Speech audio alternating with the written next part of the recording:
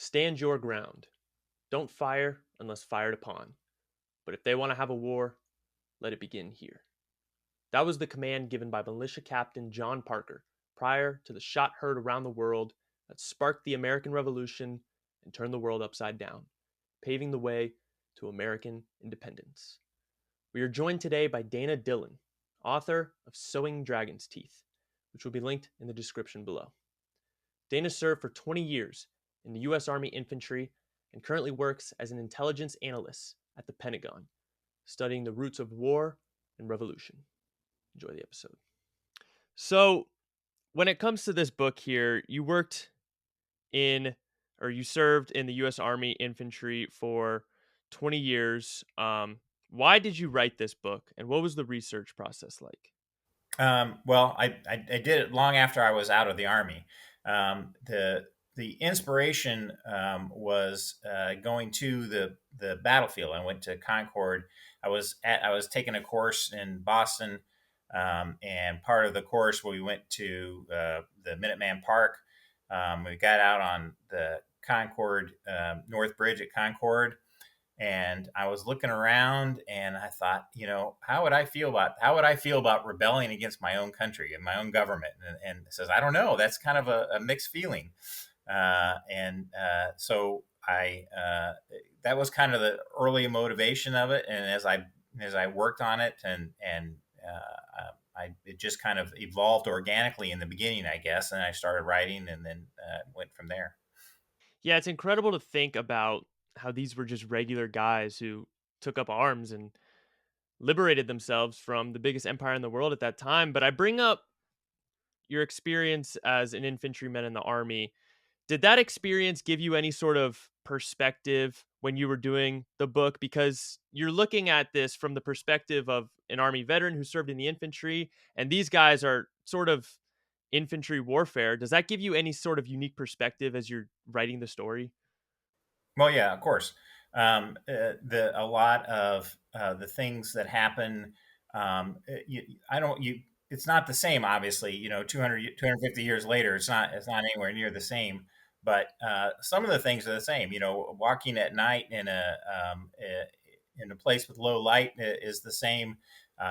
Lugging a gun around is the same. The fear is the same. Trying to figure out what the enemy is doing is the same. There's a lot of similarities to warfare. Doesn't changes its character, but it doesn't really change its nature.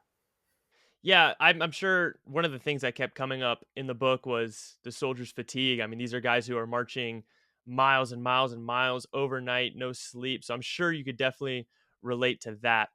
Um, but let's get into the meat and potatoes here. I want to backtrack a little bit to before this. What was the context of the colonies going into 1775?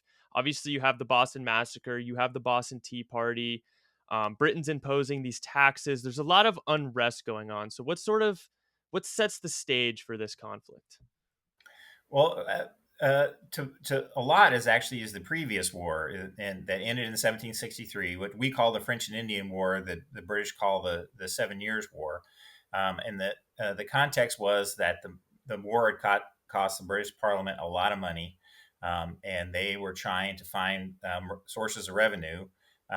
The colonies weren't colonists weren't paying taxes, or as much as certainly as much as the colonists, the Parliament thought they should. So they started coming up with ideas on taxes. But of course, everyone always objects to taxes. That is a common refrain throughout American history. We all object. But the big issue they had, the true issue they had, was that there was no representation. They were not asked to how the money was going to be spent. They weren't asked how much was going to be taken. There was no representation in Parliament from the colonists. There was an argument among the British that we gained representation through the royal patronage system, and that somehow that flowed out to us in the colonies. But in fact, of course, it didn't. There was no Americans in Parliament. There's no Americans in the aristocracy. There's no very few aristocrats ever came to America. So there was a big, the Atlantic Ocean was a giant several week break between back and forth. So this is what our objection was, and in fact, that's a British objection. The whole point of the Magna Carta was taxation with representation. It's part of their constitution as well, or what they consider their constitution. And they were denying it to us, and Parliament got caught up thinking about what its rights were vis-a-vis the colonists, and not what were their duties and obligations to the subjects of King George.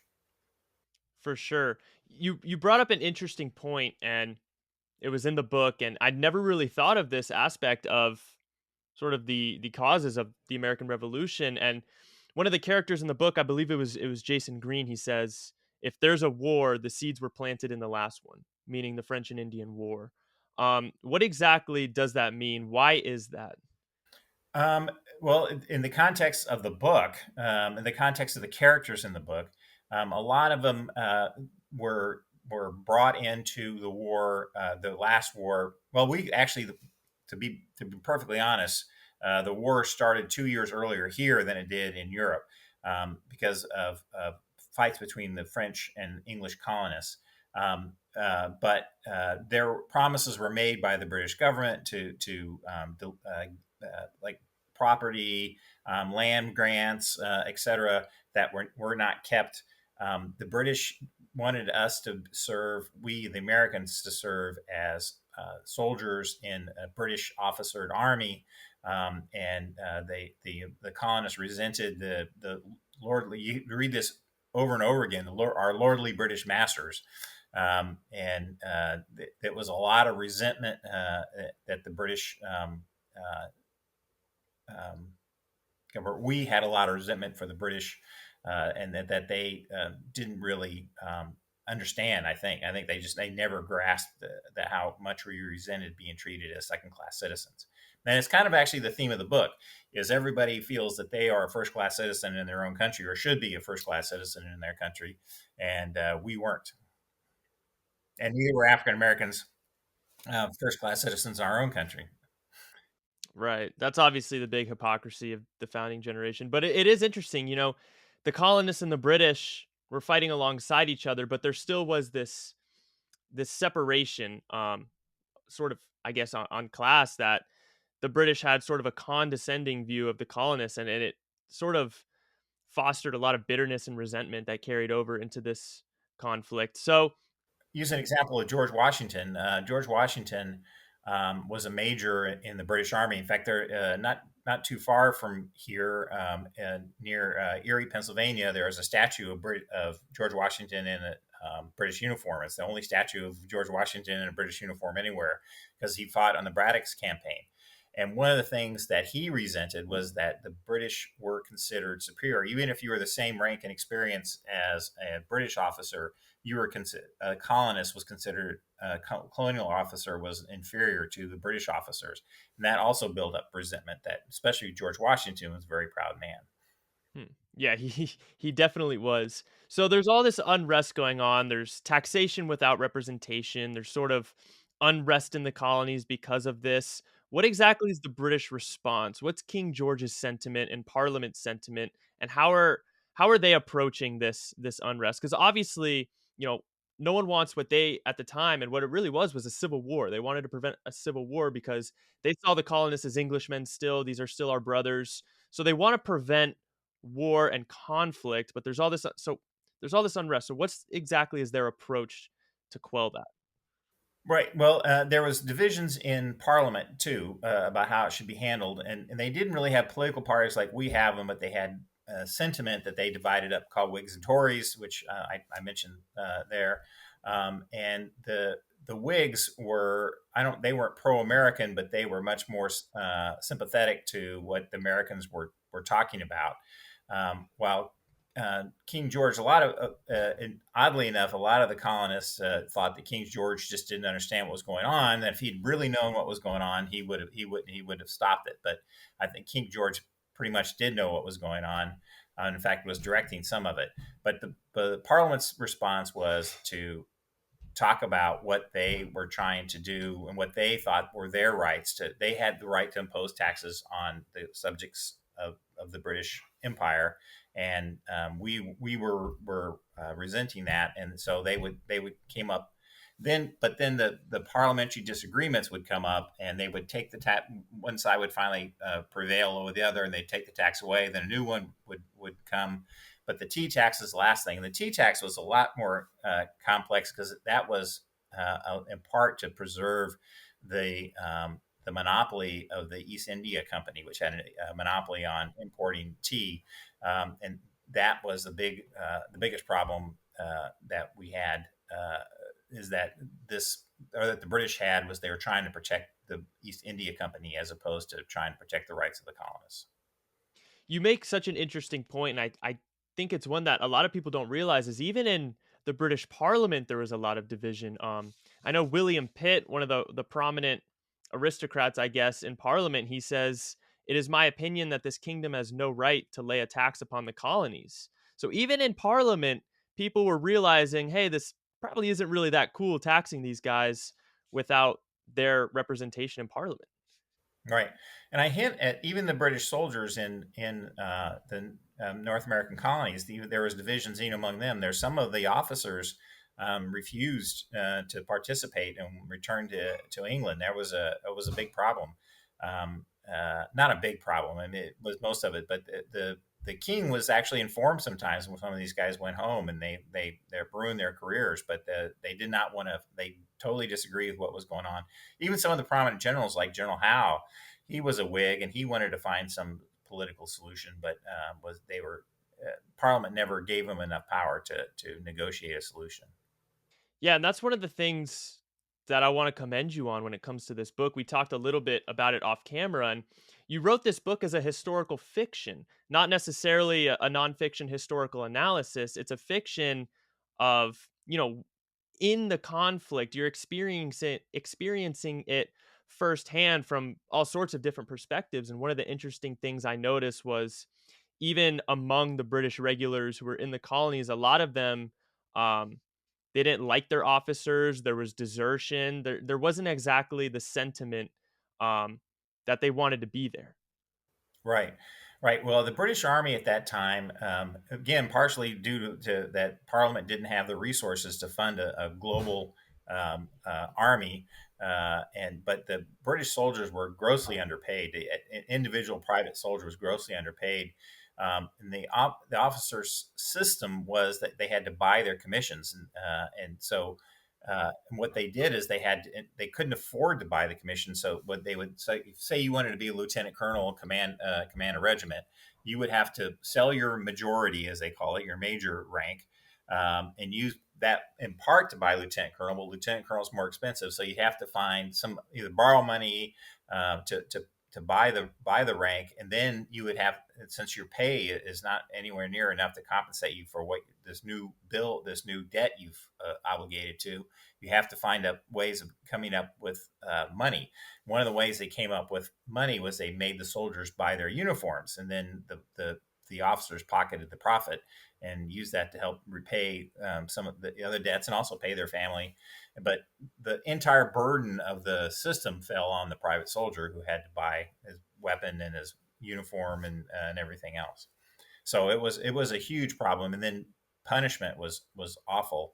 And they had all kinds of the flogging we've heard about. And again, they referred to the soldiers sometimes as bloody backs, so people think it's because of the red uniforms, but it's because they were being flogged all the time. It was a harsh system, and the British soldiers struggled throughout the war, throughout most of the 18th century, to overcome it.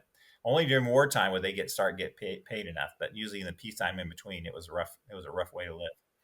So even among the military, there's this aristocracy and elitism, um, even among the military, that you get to buy your commission and you get to buy your way up the ranks. And if you're born into privilege and money, it's a lot easier for you to advance. And if you're born without money, it's near impossible. It's basically the opposite of a meritocracy, which I'm a huge believer in.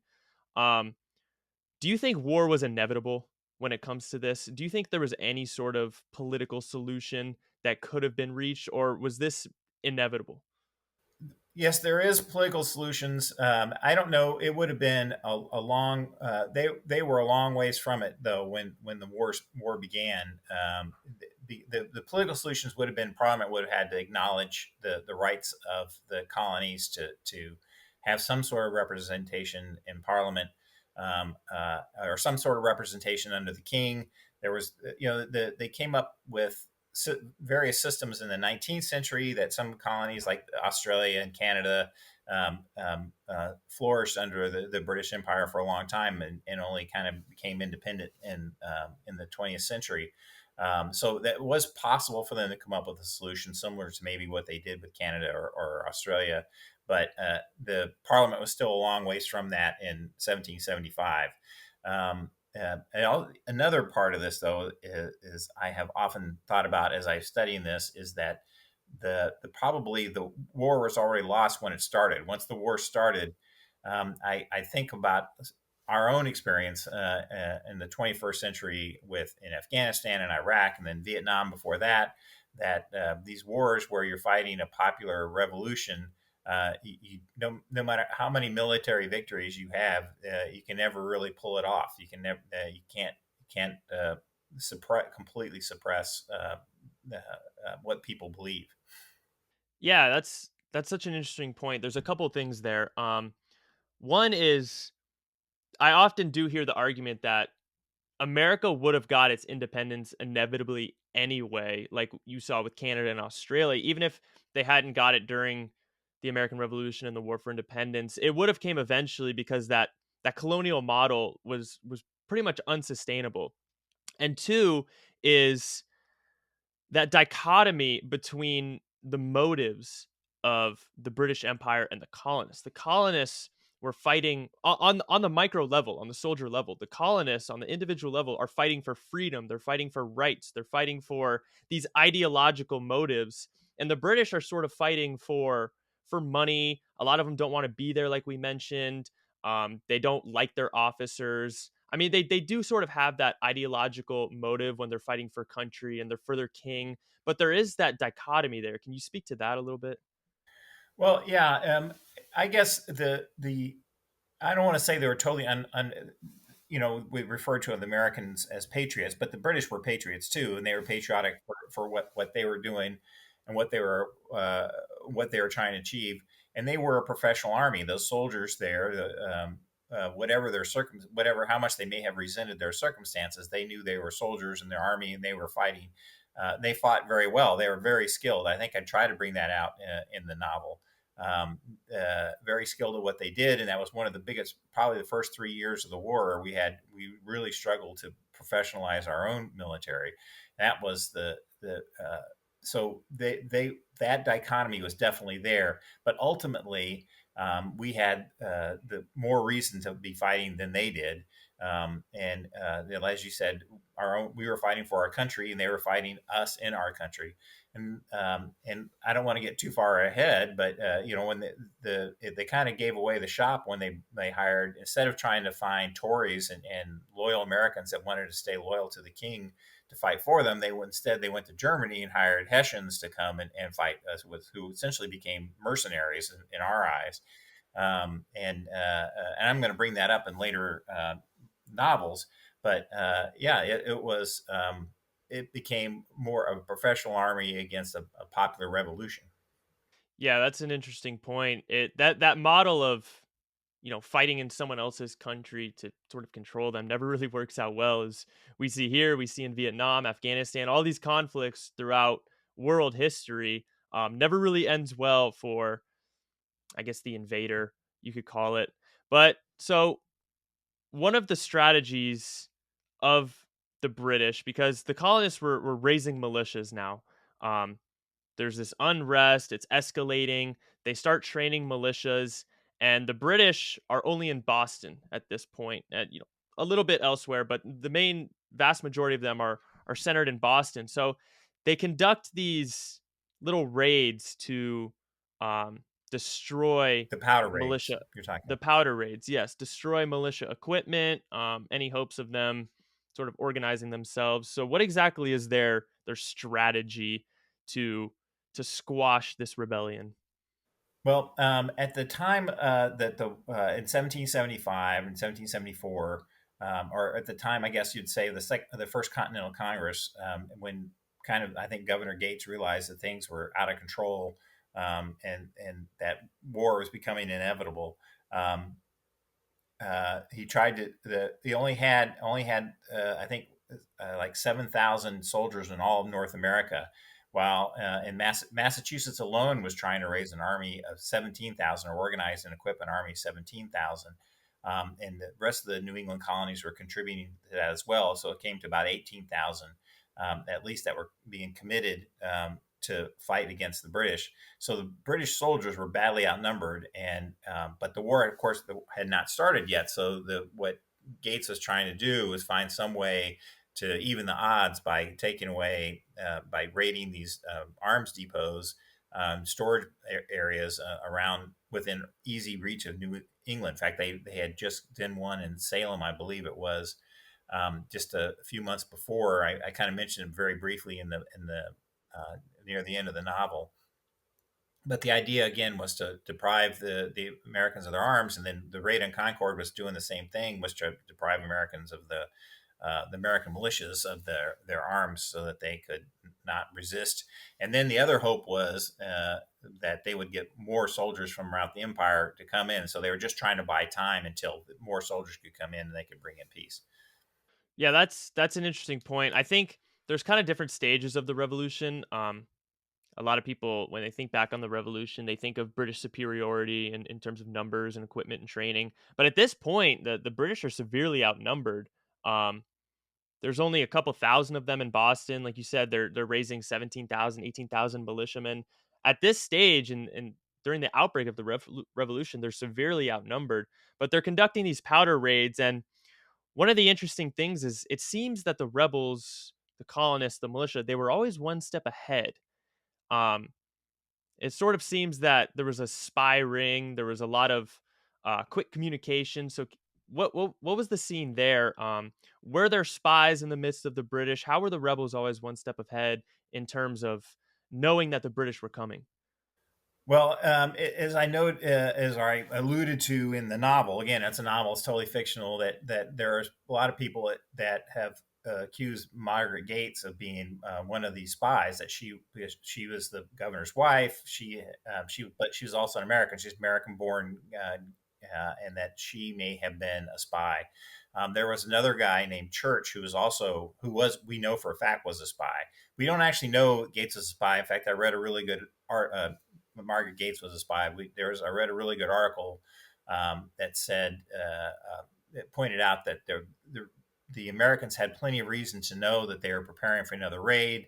They knew that the British were trying to fix their longboats so they could take the boats across the river, and they were training. They had taken the grenadiers and the light infantry off guard duties so that they could rest. There were a lot of indications, as the article argued, and I totally agree that all that happened, but people don't always see it, and having somebody confirm it from the inside is helps a lot. So yeah, there was lots of American spies, and Americans could just see what was going on. So again, and the American elite, the gentry such as Joseph Warren, were friends and had regularly had dinner with some of the senior British officers.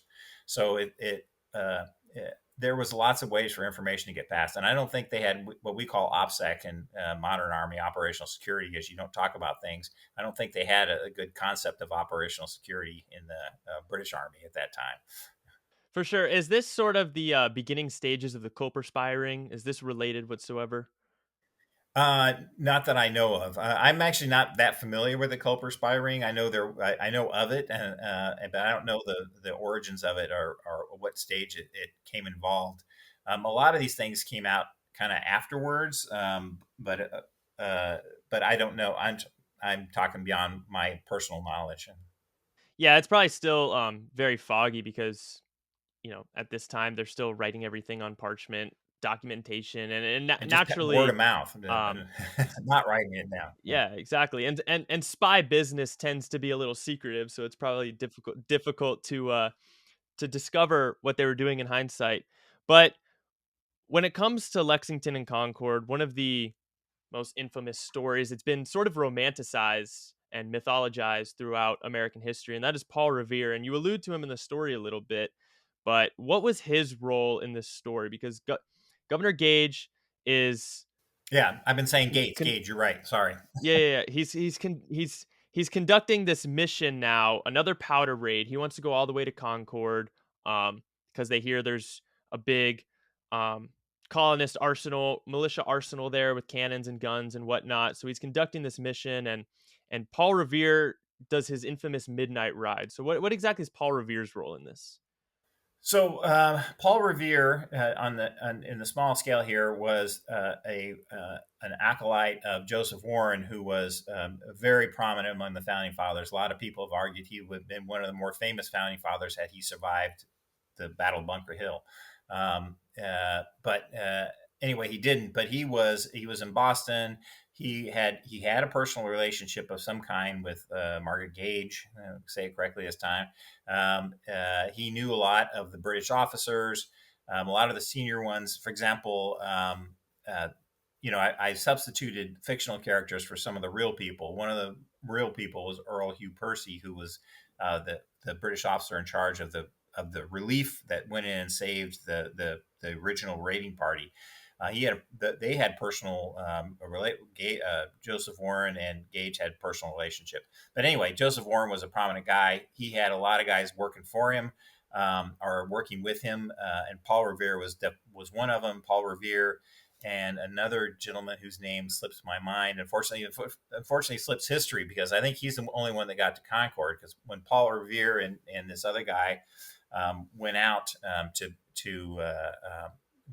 Warren sent them out to warn the countryside that the British were coming. Paul Revere was actually captured near Lexington and did not get, but he did alert the countryside and a lot of people out. And what the way it was kind of you go to this town and alert them, and then they send out riders and they go out all over the countryside. So the whole by the morning time, all of Massachusetts and parts of Connecticut and elsewhere would have been alerted. But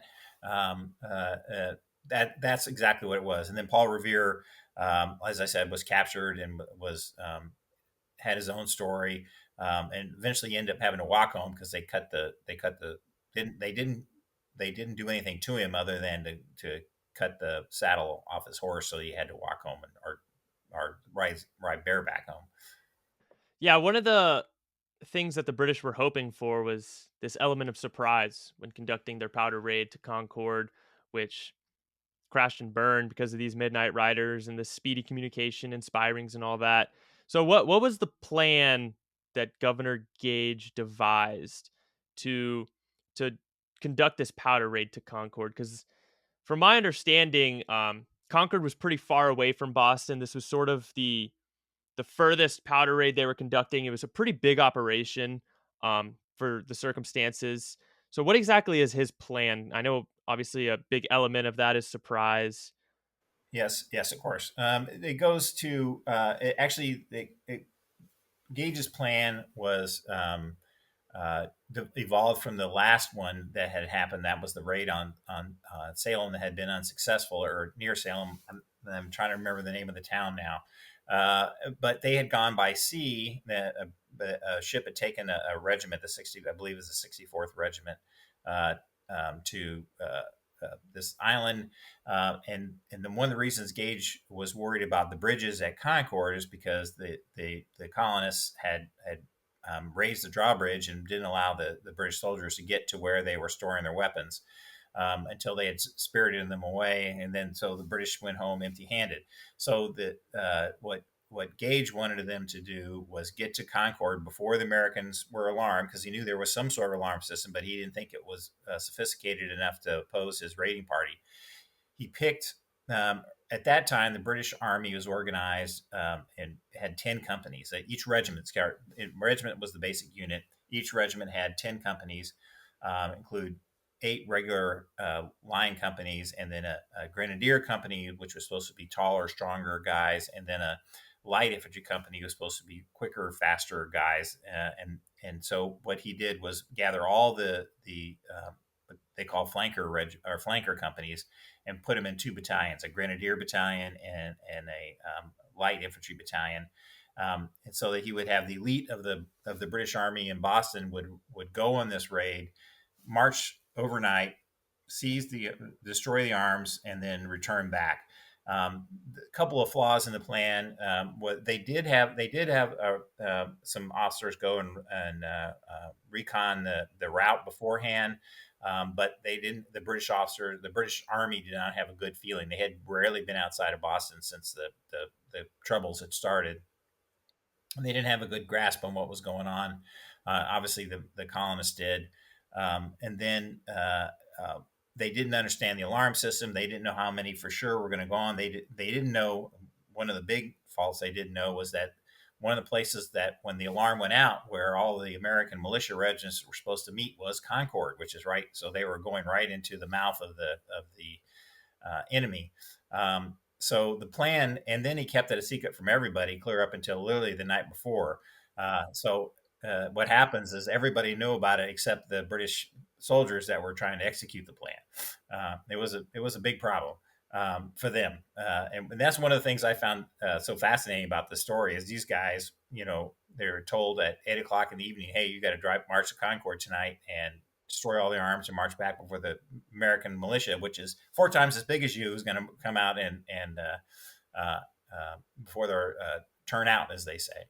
So, yeah, that was the plan: march there, destroy the arms, and march back before the Americans can come out. Yeah, speaking of that drawbridge you mentioned, it was an interesting little anecdote from the novel. One of the guys who was at that raid, that unsuccessful raid, he mentioned kind of offhand that if it wasn't for this drawbridge, the revolution would have started there. Because the only reason the British weren't able to pursue this plan was because they got quelled by this drawbridge. But if that was down, there probably would have been an armed conflict there. But yeah, this operation seems to have been very poorly planned.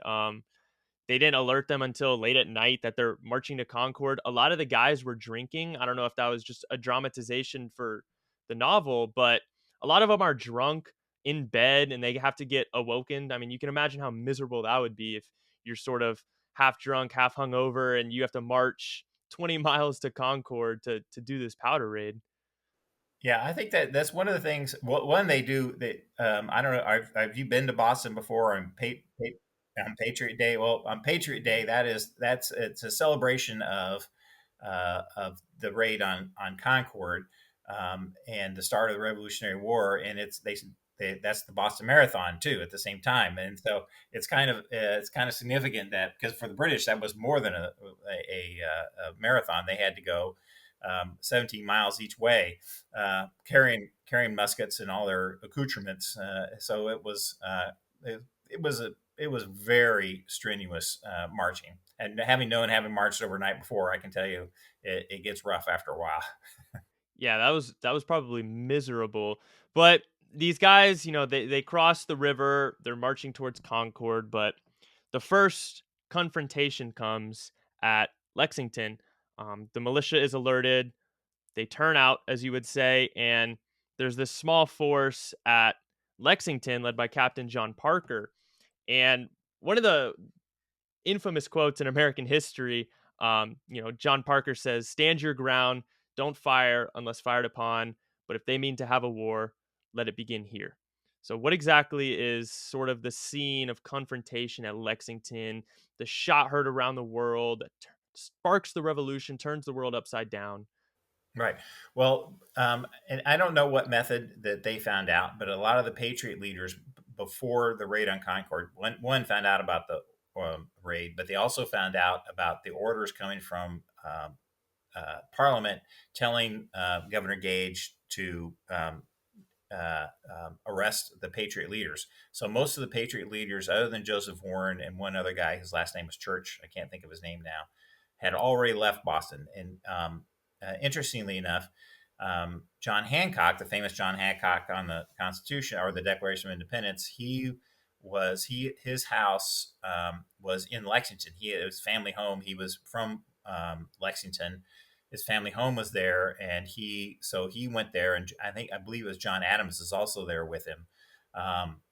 So when the Raiders are marching toward Lexington, most of the Lexington militia and the Lexington militia leaders thought that one of the things they're trying to do is capture John Hancock and John Adams in Lexington. So they called out the militia, and they were standing by to make a demonstration. And then Paul Revere actually helped load some of John Hancock's stuff into a wagon so they could move it out and they could flee. And so did Jonas Clark, who was the minister there and who was living in John Hancock's house. They all helped move Hancock and Adams to flee before the British soldiers showed up. So what the American militia was doing was being an army of observation, which is what the provincial Congress had told them to do, is be an army of observation and view and not so much block it, but if they be prepared to fight if they attack people or destroy property. I think was the order, but not to attack them just because the war had not started. Yeah, exactly. They didn't want armed conflict. They were just there to kind of repel the British. Not even repel the British. They were just going to to deter the British from doing anything. Mm. Right. So John Adams and John Hancock were actually in Lexington kind of the night of the raid, and they were alerted as part of that spy ring. That's right, and they left. They fled because the troops were coming. Wow, that's interesting. So if it wasn't for this speedy communication and spy ring, we might have had a very different history, huh? Yes, right. If it wasn't for that communication system, which Paul Revere was part of, and so was Joseph Warren, so was the other many other gentlemen that went out across the Massachusetts, and it was happening in other states too. Other states had set up the same kind of alarm systems to notify the militia so that they could go out. Wow, that's fascinating. So who fired the shot heard around the world? Do we know? Well, it depends on how you know who fired the first shot in Lexington. To me, this nobody knows for sure because both sides. By the way, this is interesting. There was no unit historians back in those days, and there was nobody marching with the British, and there was no historians with the Americans. And both sides, after the battle, wrote letters to the king explaining what had happened in their own view. And both of them blamed, of course, the Americans blamed the British, blamed the regulars, and the regulars blamed the American militia. It was most likely, though, that the Americans in Lexington were kind of scattered about when the British showed up. There was only I believe the Lexington militia was only like about 140, 150 guys, and only about 70 of them were still standing on the green when the British marched in, and they had just formed up. And there were some of them, as I describe it in the book, many of them were still running up from their homes or wherever they had been spending the night. And it is believed that several of these guys that were running up misunderstood what was going on and shot at the British soldiers because that they thought the fighting had already started. So if you go with that, my personal assessment is that Americans probably fired the first shot at Lexington. However, Concord is the opposite. The British actually admitted that at Concord Bridge, the first shot that was fired by not by orders, but by a soldier who got over anxious when they were watching the militia march down on them when they were guarding Concord Bridge. Yeah, that's an important aspect to this whole thing is the aspect of discipline, firing discipline. Um, a lot of these guys sort of, as soon as the conflict erupted, they lost all sorts of discipline and just kind of scattered and shot randomly, huh? Right, exactly. Especially the American militia. That's a big problem with militias. My dad told me the story. He was in this General Staff College with an African officer, and the African officer said he was at some he was at some place. They were marching toward the Capitol, and a whole bunch of people came out. It was a real popular deal, and a whole bunch of militia were marching along with the army. and they heard a shot. And he went forward to recon what was going on, and all the militia had gone when he got back. They just disappeared once a shot was fired, and that unfortunately is a big problem. Militia don't understand. It's not that they won't. It's just they're not. They don't have the internal discipline and unit confidence to stand up, especially in those days where you got to stand there and take a bullet, really, literally, or at least the guy next to you take a bullet. So yeah, it was a big problem with the militia. Yeah, exactly. And these are just regular townspeople who kind of showed up, heeded the call of duty. This isn't a professional army. They have very minimal training. So as soon as shots start firing, they kind of shoot one volley and run away. Which, do you think if there would have been more discipline among the militia and they kind of would have stood their ground for a second volley, maybe a third volley, do you think that this British force could have been defeated right then and there? Not at Lexington because there wasn't enough people available. At Concord, it's possible that um, they could have gathered, or it could have gathered enough soldiers along the way, but there wasn't a plan, right? There was no organization. They didn't have the communications set up. They didn't have a command structure. And I believe I say in the novel, an army without communications is just a mob, and they didn't have that set up. They knew that they needed drums and they knew they needed flags because that's how they organized in those days. But they were not organized on that day, April 19th, 1775. They were not organized on that day. They were trying to get that way, but they weren't. In fact, it took probably, again, it wasn't probably until um, later in the war that they had enough organization to fight the British one on one and defeat them. Exactly. And it seems to me that the opportunity really presented itself here. If there would have been that level of organization and discipline, they could have sort of defeated this force right then and there. Because a big aspect was that the British were short on powder and shot. They were prioritizing rapid movement. They wanted their march to be fast and speedy, so they traveled light, and they didn't really necessarily have the munitions to kind of conduct a big battle. Right, right. No, exactly. They wanted to. The intent was to get in, raid, destroy the arms, and get back. So they had to march only with the one issue of ammo, one issue of rations for a day, and they weren't prepared to stand and make a big fight. On the other hand, I should mention this: George Washington lamented the fact that the militia I think he referred to, depending on the militia as depending on a broken stick. He Throughout the war, he was trying to develop a professional army that he could depend on in war. But some American generals, though, later in the war, actually used the militia quite effectively, and in that they would use them to kind of tire out the British, and then by the time they got to the Continental Army, they had already been exhausted or confused by what was going on, and then they would fight the real soldiers that were engaged in the battle.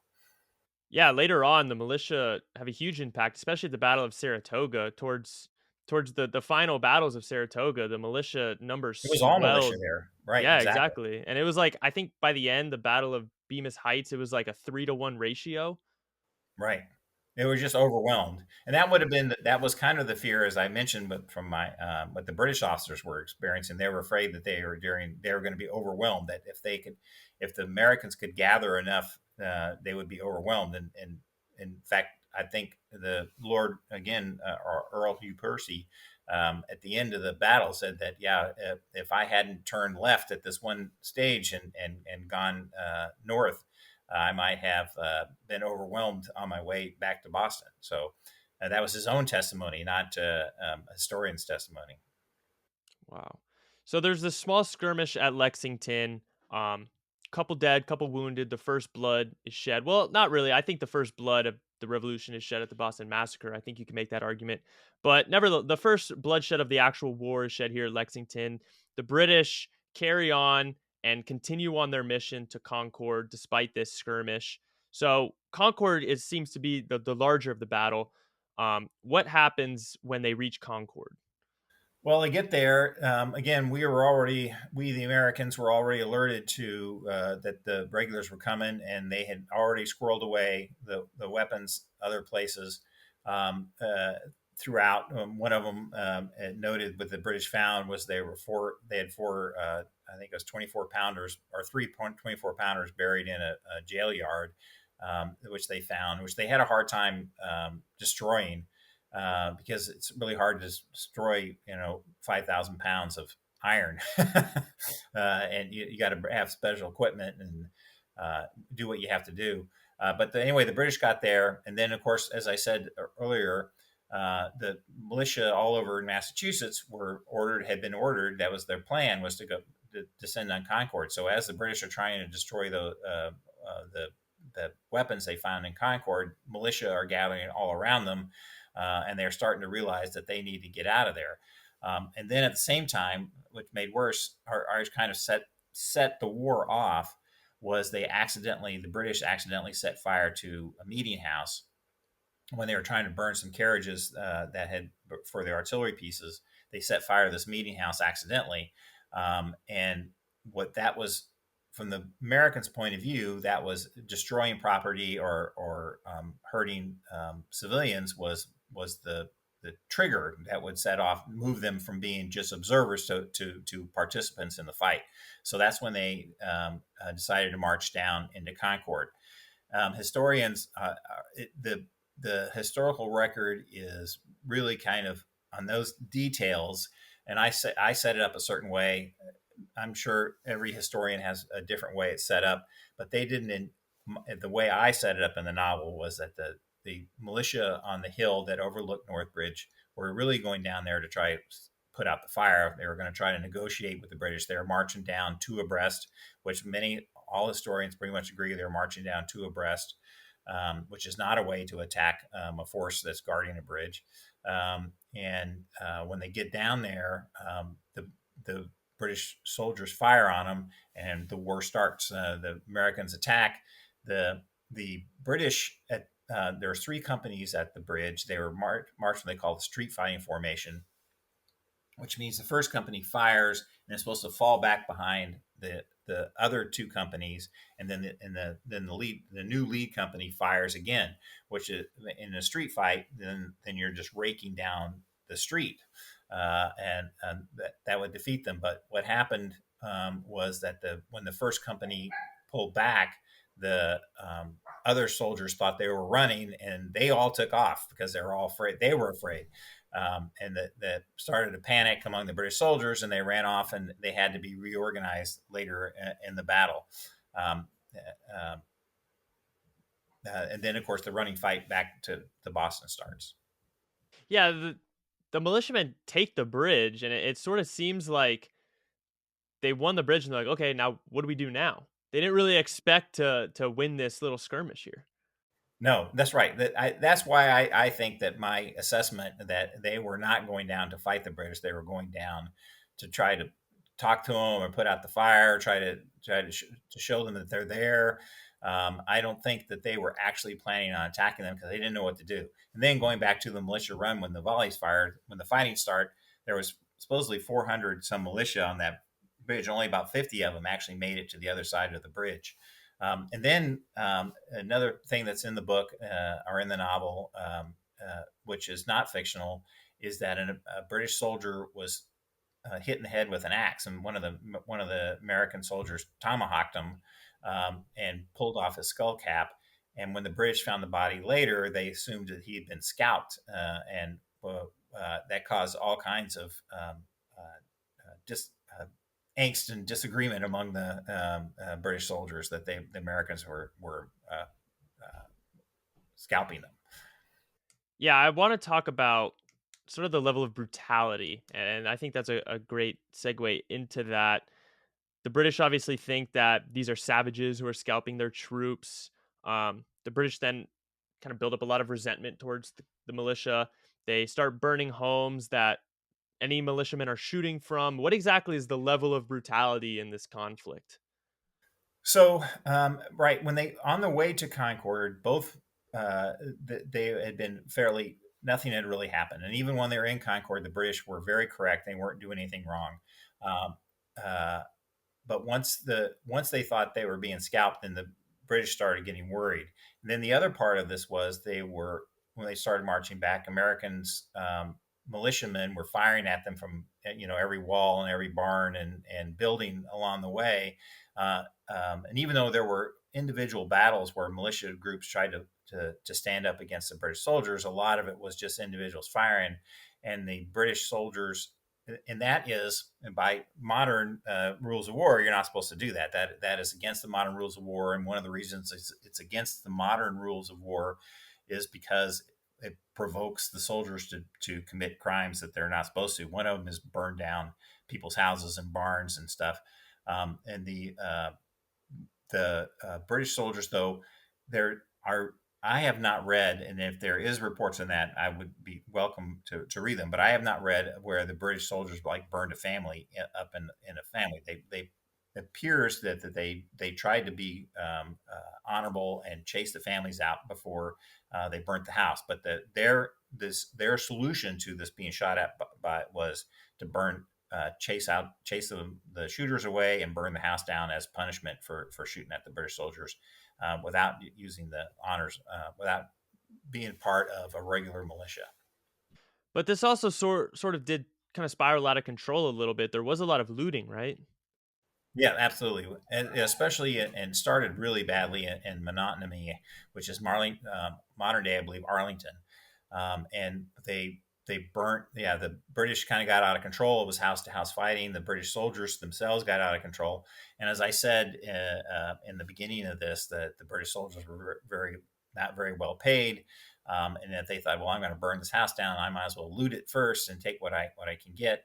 And there was a lot of looting going on among the British. And then the other part of this is that the officers, British officers, also, of course, needed money, as I said, because they had to buy commissions. And so there was reports that British officers were encouraging the soldiers to loot. So that looting and burning kind of went hand in hand, and then really kind of lost control of the battle.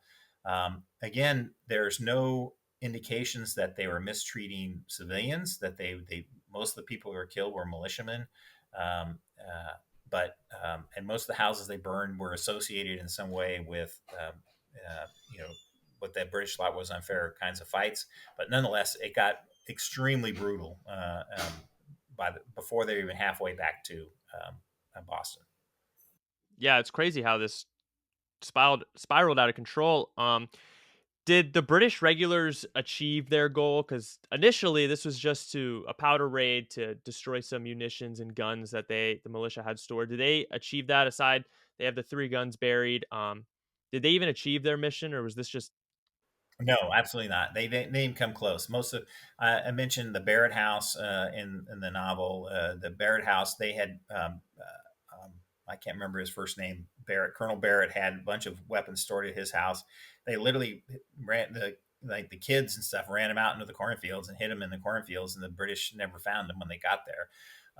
And they had known ahead of time that the British were coming, so most of the stuff was gone. So no, they did not achieve anywhere near their goals. Those guns were not destroyed. I don't know if they were used again because they did try to do some destruction of the guns, but for the most part, it was a big fail. They didn't do anything but start the war, which is the opposite of what they wanted to do. Yeah, exactly. This is complete utter failure. They didn't want to start the war. They wanted to destroy these guns, and they failed on all accounts. What was the British reaction to this in terms of the higher chain of command? Governor Gage, who sort of organized this mission, what was their reaction to its failure? Governor Gage did well. That was again. He knew it was a failure when it happened. But he also knew that things had been going south for a long time. He had warned Lord North, who was the prime minister, that this was not going well. He told him he had written several letters saying, I don't have enough troops to doubling the number of troops I have is not enough. And now things have gotten out of control. His response was to warn the British Parliament that the Americans were now in open revolution, and that they needed a lot more troops, and that ultimately is what happened. They sent they only had, I think, 7,000 troops in all of North America when they came later. Eventually, ultimately, some 30,000 British came in the later expedition in 1776. Yeah, after the siege of Boston, I believe it was the largest armada to ever cross the Atlantic up until World War One, I believe. Yes, I think that might be right. That could be. It was a huge, huge armada. Yeah. So the response was astounding. On the flip side of that, what was the reaction among the American political leaders, John Adams, George Washington, the Continental Congress? What was their reaction now that war is out? That's actually uh, a very mixed reaction. Many people at that time still thought that they could find some peaceful way of getting back to inside the king's good grace, so to speak, and did not want the war to escalate as they would we would say nowadays. I think they said some other term. They still refer to themselves as British. They did not refer to themselves as Americans. Um, uh, they were still trying to find some way to resolve the war, and actually, it's the next battle, the Battle of Bunker Hill, that kind of changes the, okay, we're in it now. There's nothing, we can't get out of it. But at the siege of Boston, what they were trying to do is use the siege as a way to negotiate with the crown. Like I said, they sent letters. Both sides sent letters to the king trying to explain that the other side had started it. It wasn't their fault. All we want is, some peaceful solution. We want to find our place in the kingdom, and they weren't able to negotiate that. Obviously, Parliament never granted the Americans, or the British soldiers and the British politicians that they sent to America, and they were never granted the leeway to negotiate a peaceful settlement. It wasn't until the British Army had been totally humiliated at Yorktown that they finally started looking for a way out of the war. So the gloves were off after this. The gloves were off. um, did the experience gained from this battle, um, Lexington and Concord, was there a lot of experience to be gained from this? Did both forces kind of build off of this and assess each other and what they needed to improve on? How did they adjust moving forward off of this? Yeah, that was when you talk about the rest of the colony, you asked me that question. I didn't fully answer that because that is what you're saying. The assessment was, okay, we're in this war. We need to build up an army to take care of it. That's the reason the Continental Congress met, and they appointed George Washington. That was to really bring Virginia into the war, by the way, because but they appointed George Washington as the commander American forces in and around Boston. Of course, the Massachusetts already had militia there. There's a guy named Artemus Ward, who was the the Massachusetts general there. They went through like several. They were the Army of Massachusetts, then they're the Army of New England, and then they became the Continental Army when George Washington showed up. But yeah, the was to mobilize against the British and find some way of resolving the conflict. And also started what one of the ways they thought of was to invade Canada, which came about while they had lots of troops there. As they said, they probably at least had triple the number of troops in around Boston that the British had. So they sent some of them off to raid Concord, thinking that not Concord, excuse me, Canada, to invade Canada and take Quebec City and help prevent the British from gathering new army to oppose the American, not independence, because again we weren't thinking about independence at that point. Yeah, but that was ultimately a failure. But it kind of did lead to the Battle of Saratoga um, later on, which was an astounding success and victory. But that you bring up an interesting point, and I don't think we've really talked about it. At this time, obviously, it's not the United States. Each colony kind of has their own individualistic view of the colonies and themselves. And Massachusetts is really the hotbed of the revolution. These are all militiamen from Massachusetts. But following Lexington and Concord, once sort of the lines are set for the siege of Boston and they're up on the ridge surrounding Boston, a lot of the other states send militia to reinforce Boston. So it kind of turns into this nationwide conflict. Can you speak to that a little bit? Well, yeah, George Washington, as I said, came from Virginia.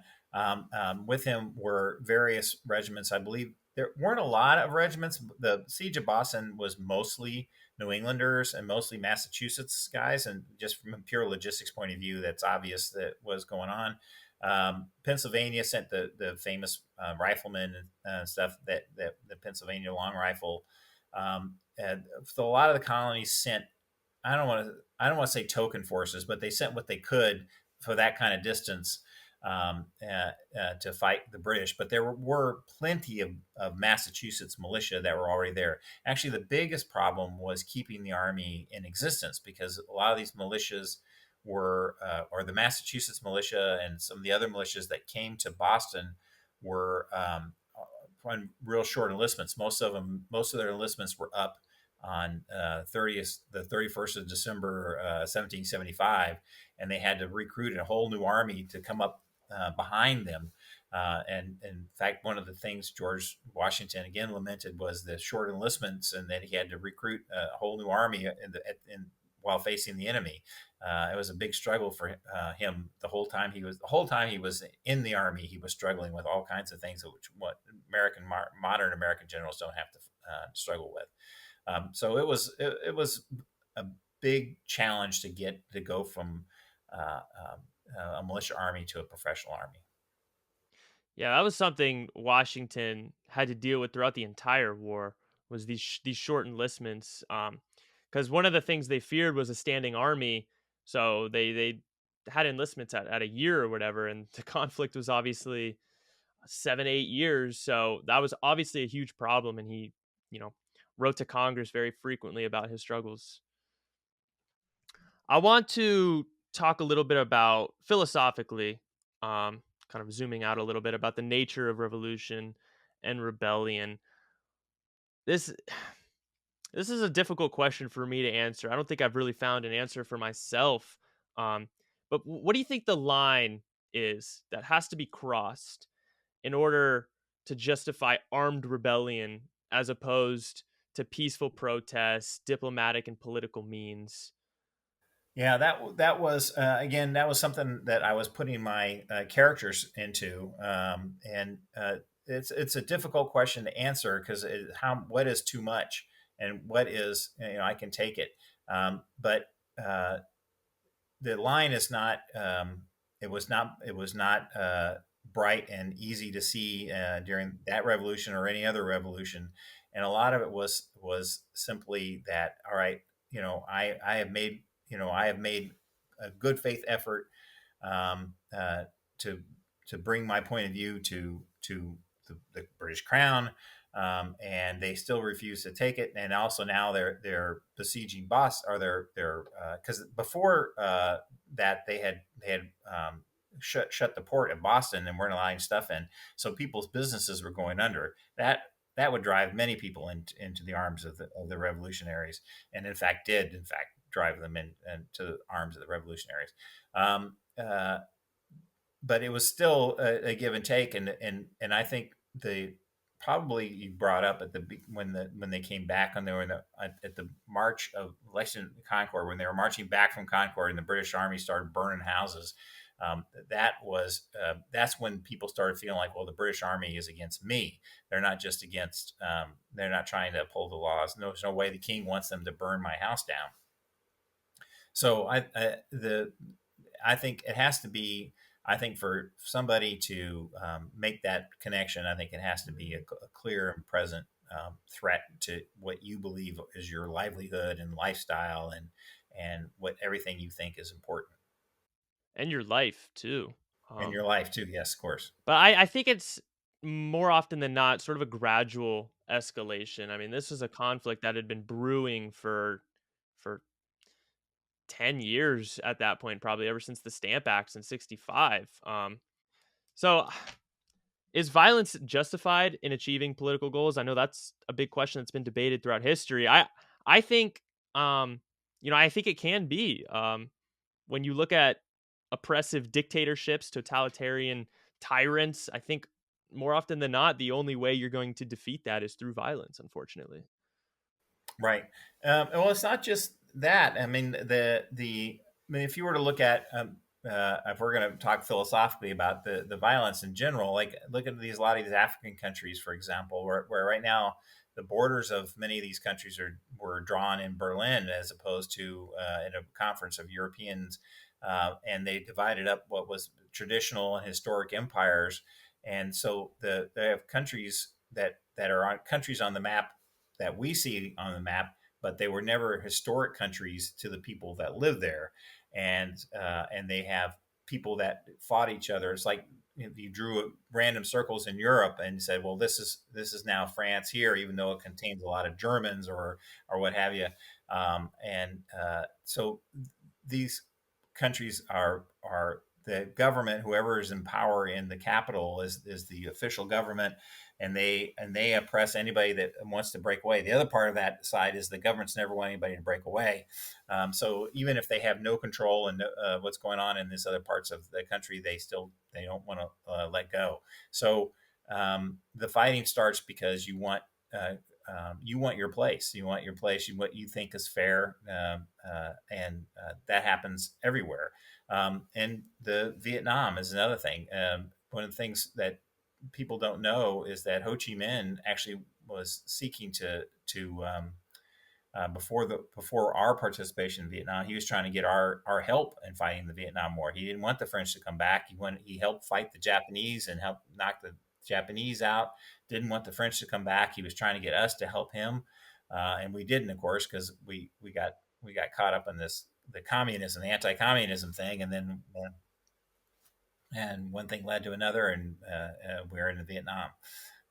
So yes, it it's an order of fairness that I think in your place and where you think you should be that causes wars, and it gives it where people think that this is something I've got to fight for. Yeah, and oftentimes it can be sort of a checks and balances to check people who kind of overstep. A lot of people say peace through strength, but to play devil's advocate on that, in terms of to push back a little bit, in terms of that argument that historic homelands and borders and the nature of that discussion, Putin invaded Ukraine because he, in his mind, throughout history, believes that the Ukraine territory is rightfully Russian. So then oftentimes that can lead to negative consequences. Well, he believes that they're Russian, but the Ukrainians obviously believe that they're not.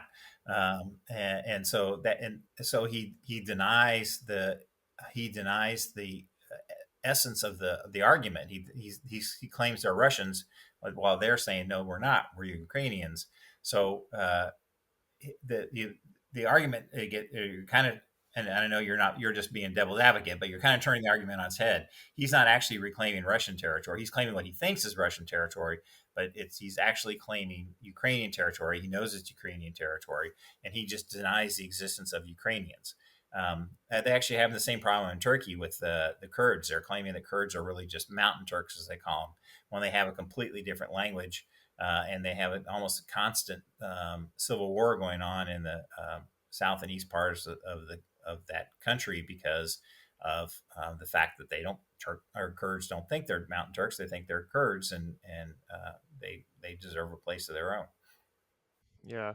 No, I think you're right. The argument definitely gets flipped on its head with Russia and Ukraine because we talk about the nature of violence in achieving political goals. Um, but Ukraine isn't the one who's initiating the violence. Putin invaded Ukraine, so it's not like the Ukrainians are using violence to achieve their freedom or political goals. They were a sovereign country that was invaded. So I do think by nature the argument is kind of flipped on its head there. Right, and actually, yeah, Russia had recognized the Ukraine in international bodies, internet, all kinds. They signed all kinds of agreements and treaties with Ukraine. The whole thing was a part of Putin's attempt to reimpose the Tsarist Empire and the Soviet Empire, and not really what he thought of as his country. His country, in his mind, is was the Soviet Union, and Russia was the leader of that country, and he's trying to reimpose Russia's place in that thing. But again, it doesn't.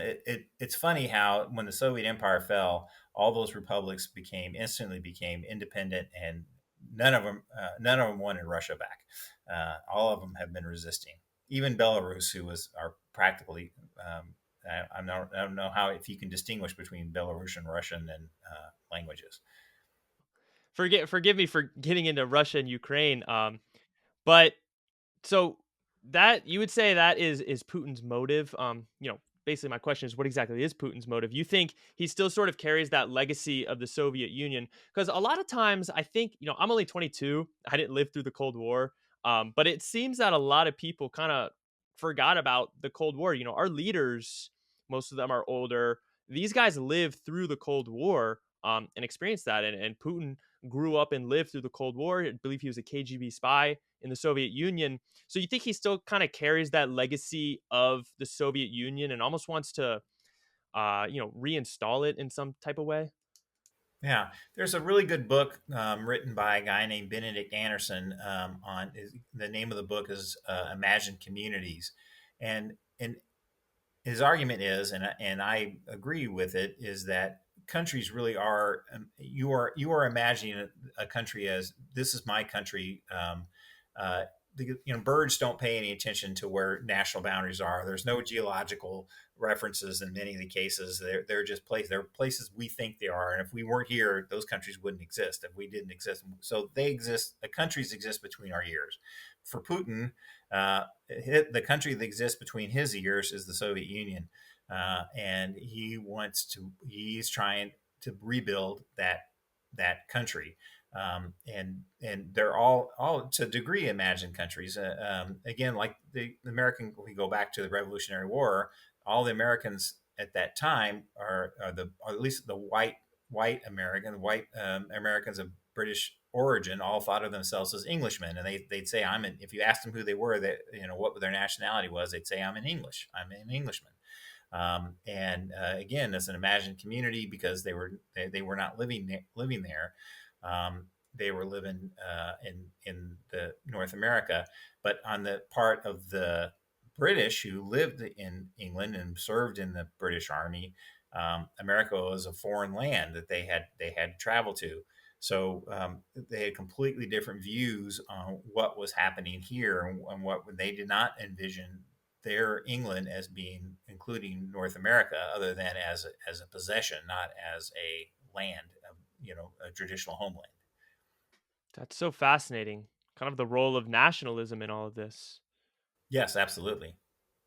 How does the legacy of the American Revolution impact today and our current understanding of civil disobedience and rebellion? Obviously, we have the Bill of Rights, and our Second Amendment is the right to bear arms. And obviously, there's a huge heated debate over that. But I think ultimately the founders intended that as, the civilians have a right to bear arms in case the government ever oversteps and oppresses them, and they have the right to sort of rebel against that, like they did. So I think this stuff kind of still impacts us today.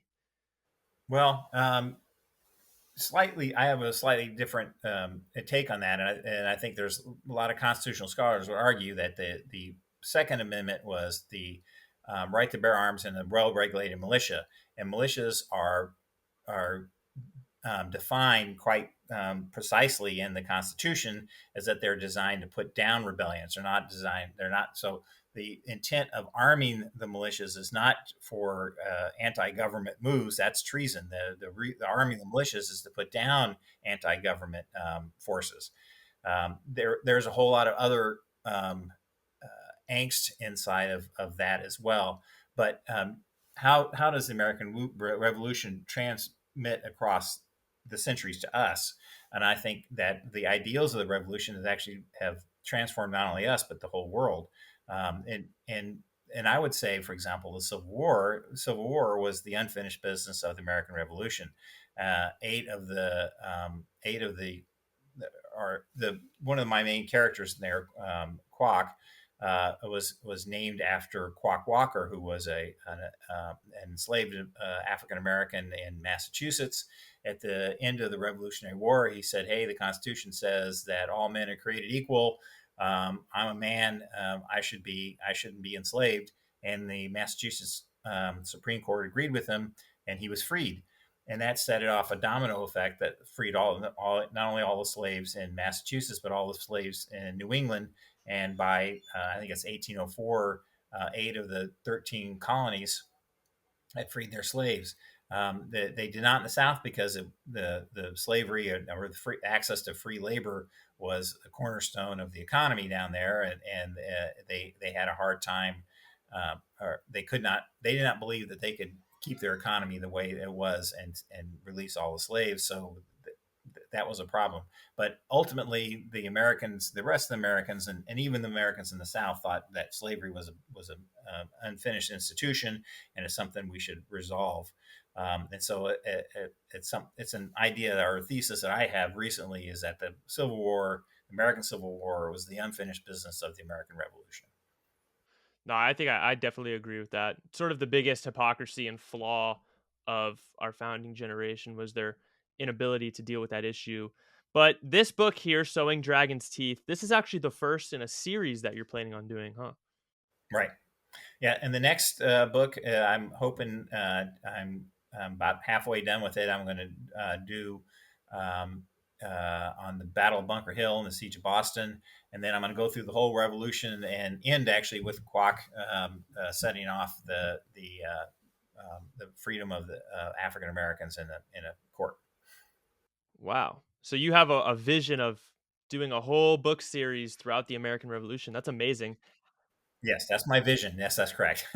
However, I've only finished one, and I'm only halfway done with the second one. But I expect it'll be about 5 or 6 books before it's all done. That would be absolutely amazing. And what's cool to me is as a kid I loved these types of books. As a kid, my favorite genre was historical fiction. So I think it's a great medium to reach what I think, is the most important generation, which is our children. They're the future of America. So educating them about history, I think is wonderful. So thank you so much for joining me today. Thank you so much for doing the work you're doing. It was a pleasure to talk to you. All right, you too. Thank you very much. I appreciate this.